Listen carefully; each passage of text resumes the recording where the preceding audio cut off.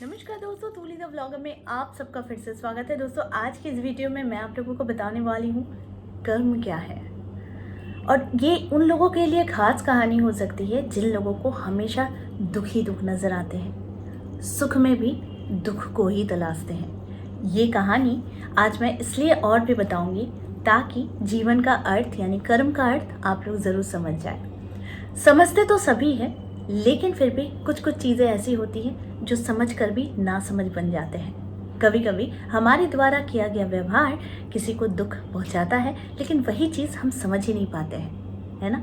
तो ये कहानी उन लोगों के लिए भी है जो दुख को सिर्फ दुख ही देखते हैं, सुख में भी दुख ही देखते हैं। तो ये सारी चीज़ें आज के इस वीडियो में मैं आप लोगों को कहानी के माध्यम से समझाने की कोशिश करूँगी।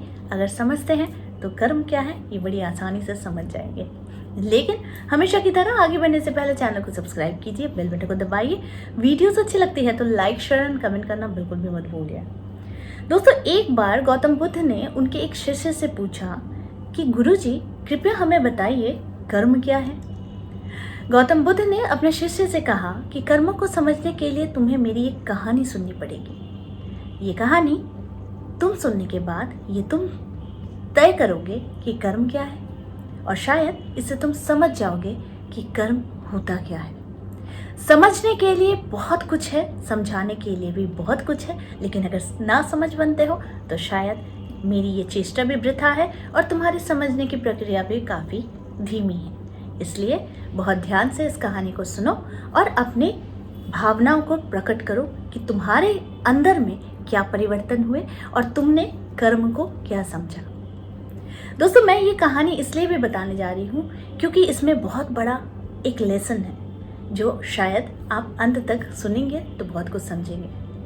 गौतम बुद्ध ने अपने शिष्य को ये कहानी इसलिए भी सुनाई थी ताकि उनकी मानसिकता में परिवर्तन ज़रूर आए। शिष्य तो शिष्य है, वो मिट्टी का दला है।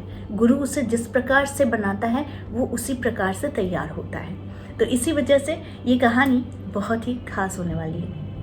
गौतम बुद्ध अपने शिष्य को कहानी सुनाते हैं कि बुलंद शहर का एक राजा था और वो घोड़े पर बैठकर अपने राज्य का भ्रमण कर रहा था।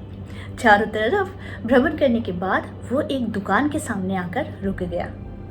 रुकने के बाद राजा ने अपने मंत्री से कहा कि मंत्री जी, न जाने मुझे क्यों लग रहा है कि इस दुकानदार को कल से मैं मृत्युदंड सुनाऊंगा, इसे मृत्युदंड दूंगा, इसे जल्द से जल्द यानी कल के ही मैं इसे फांसी की सजा सुना दूंगा। न जाने क्यों मेरे मन में ये विचार आ रहे हैं। मंत्री ने राजा के इस व्यवहार से थोड़ा सा चकित रह गया था।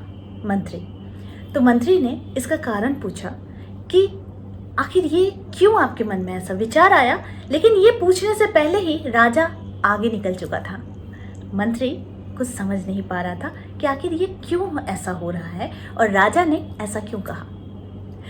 कर्म क्या है, कर्म का उद्देश्य और अच्छे कर्म क्या है, यही है कहानी की। मंत्री ने इस बात का कारण पता करने के लिए अगली सुबह अपनी भेष को बदलकर आम जनता का रूप लेकर दुकानदार के पास जा पहुंचा।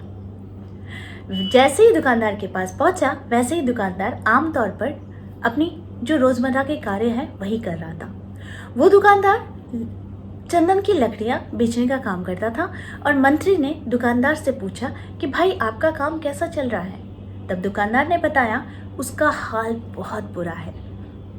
लोग तो उसकी दुकान पर आते हैं, चंदन की लकड़ियां देखते हैं, उसे सूंघते हैं और उसकी प्रशंसा भी करते हैं, लेकिन खरीदता कोई नहीं है। और उसने आगे बताया कि मैं सिर्फ इसी इंतजार में हूँ कि कब हमारे राज्य के राजा की मृत्यु हो जाए और उनकी अंतिम संस्कार के लिए मुझसे सभी चंदन की लकड़ियां खरीद ली जाए। शायद वहाँ से मेरा व्यापार और बढ़ेगा, उसकी और बढ़ोतरी हो जाएगी और मेरे व्यापार में भी अच्छी खासी जो लाभ होगी वो मुझे मिलेगी। मंत्री को सारी बात समझ में आ गई कि यही वो कारण है, यही वो विचार है जिसने राजा के मन को भी नकारात्मक कर दिया था। वो मंत्री बहुत ही बुद्धिमान था और उसने सोचा कि थोड़ी सी चंदन की लकड़ी मैं खरीद लेता हूँ, और उसने वैसा ही किया। लेकिन उसने उस लकड़ी को खरीदने से पहले उस दुकानदार से कहा कि क्या मैं थोड़ी सी लकड़ी खरीद सकता हूँ। दुकानदार ने ये सुनकर बहुत ही खुशी जताई और वो खुश हो गया। और दुकानदार ने सोचा चलो कुछ तो बिका, इतने समय में कुछ भी नहीं बिक रहा था। फिर उसने चंदन की लकड़ियों को अच्छी तरह से कागज में लपेटा और पैकिंग करके वो लकड़ी जो था वो मंत्री को दे दी। मंत्री अगली सुबह चंदन की लकड़ी को लेकर राजा के दरबार में पहुंच गया और उसने राजा से कहा कि वो जो दुकानदार है उसने आपको तोहफे में ये चंदन की लकड़ियां भेजी हैं। राजा तो बहुत खुश हो गया और मन ही मन सोचने लगा कि मैं बेकार में उस दुकानदार को गलत सोच रहा था, बेकार में उसे मृत्यु दंड देने की सोच रहा था। राजा ने चंदन की लकड़ियों को हाथ में लिया, चंदन की लकड़ियों को बहुत ही अच्छी तरह से सूंघा और उस लकड़ी से बहुत ही अच्छी सुगंध भी आ रही थी।